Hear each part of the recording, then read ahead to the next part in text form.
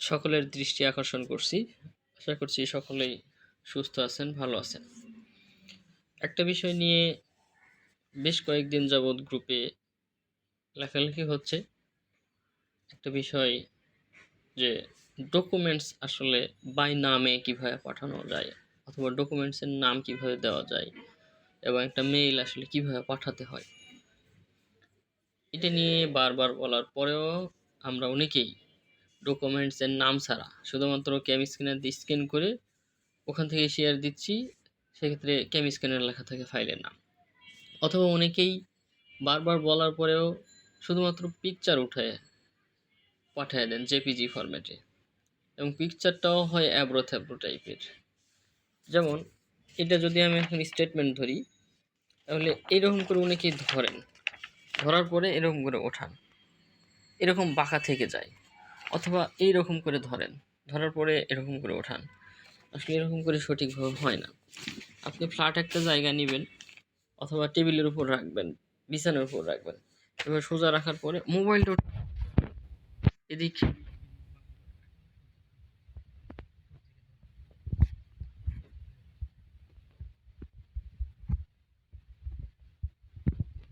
আপনি এই যে ডান পাশে এখানে দিতে পারেন, যে এখানে, অথবা আপনি চাইলে এখানে স্মার্ট স্ক্যানও দিতে পারেন।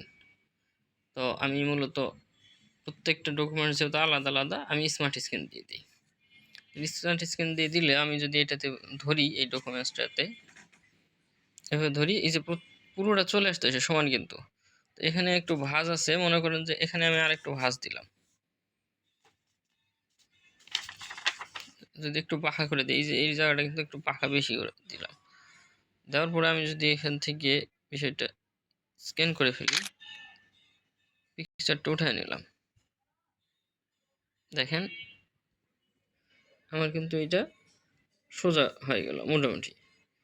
আমি অন্য এত এডিটের আমার প্রয়োজন নাই।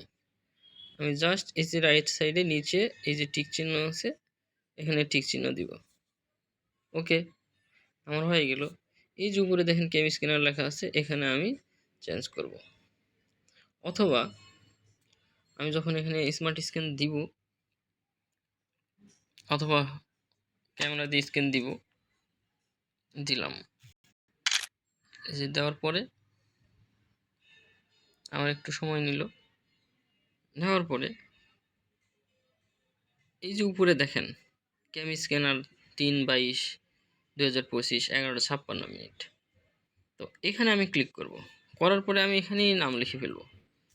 যেমন আমি আবু ইসা, আমি হলাম মহাখালী NID C86, আমি রেডিওলজি, আর এটা আমার হলো মার্চ মাসের। এছাড়াও আপনি আপনার ইচ্ছা মতো যা প্রয়োজন লিখতে পারেন, অসুবিধা নেই। শুধুমাত্র যে স্টেটমেন্টের ফাইল করবেন তা তো না। এরপরে এই যে ওকে দিবেন, কমপ্লিট। এটা এইভাবে থেকে গেল। আপনি এখান থেকে শেয়ার দিবেন। এখন মনে করেন আপনি পিকচার উঠে ফেলছেন, কিন্তু ফাইল নাম দেন নাই, তখন এই যে উপরে এই যে এই জায়গা থেকে এই জায়গা থেকে আপনি ফাইল নামটা লিখতে পারেন। অথবা যদি ভুল হয়ে যায় লেখা, এখান থেকে নতুন করে সংশোধন করে নিতে পারেন। এরপর এখান থেকে শেয়ার। এখন আপনি ইমেজ দিবেন কেন, আপনি শেয়ার এস পিডিএফ দিবেন। শেয়ার এস পিডিএফ দিলে আপনি এখান থেকে সরাসরি মেইলে সেন্ড করতে পারেন। যদি মেইলে সেন্ড করেন, তাহলে আপনার যে এই ফাইলের নাম দিলেন এটাই সাবজেক্ট হয়ে যাবে। তো তখন আপনি সাবজেক্টটা এডিট করবেন। অথবা আপনি এখান থেকে বিভিন্ন জায়গায় শেয়ার করতে পারেন। আপনি আপনার ড্রাইভে আপলোড দিয়ে রাখতে পারেন, যেন পরবর্তীতে প্রয়োজন হলে আপনি সেখান থেকে আবার প্রিন্ট আউট করতে পারেন। অথবা সেভ করতে পারেন, বিভিন্ন জায়গাতে সেভ করে রেখে দিতে পারেন। তো আপনি যেহেতু মেইলে পাঠাবেন, মনে করেন মেইলে পাঠালেন, তাহলে এই জিমেইলে ক্লিক করলেন। জিমেইলে ক্লিক করার পরে এখানে কোথায় পাঠাবেন সেখানে মেইল অ্যাড্রেস দিলেন। উপরে আমাদের শ্রদ্ধেয় ডিএসও ম্যাডামের মেইল দিলেন, এবং সিসিতে যে মেইল দেওয়ার প্রয়োজন সেই মেইল দিলেন। এরপরে আসলো আপনার এই যে সাবজেক্ট, এটা হলো সাবজেক্ট যেহেতু বললাম ফাইলের নামই আসবে, ফাইলের নাম আসছে। আমি এখন এখানে লিখবো যে ওয়ার্কিং স্টেটমেন্ট হ্যাঁ, যে মার্চ মাসের ওয়ার্কিং স্টেটমেন্ট এই জিনিসটা লিখলাম। এরপরে অনেকে বডিতে কিছুই লেখেন না, নো বডি থাকে। তো এই যে কম্পোজ মেইল এটা ইয়ে করবেন। তারপরেও যদি আরো বিস্তারিত কোনো কিছু জানার প্রয়োজন হয়, শুধুমাত্র গুগলে অথবা ইউটিউবে গিয়ে সার্চ দিবেন যে একটা মেইল সুন্দরভাবে কিভাবে পাঠানো যায়। How to send a mail বা email, how to use CamScanner, এরকম করে লিখে দিলে আপনারা ইজিলি পাবেন। আশা করি বিষয়টা পরবর্তীতে আপনারা খেয়াল রাখবেন এবং যেভাবে দিক নির্দেশনা দেওয়া থাকবে বা যেভাবে প্রয়োজন, যে কাজটা যেভাবে করার প্রয়োজন সেভাবে করার চেষ্টা করুন সবাই।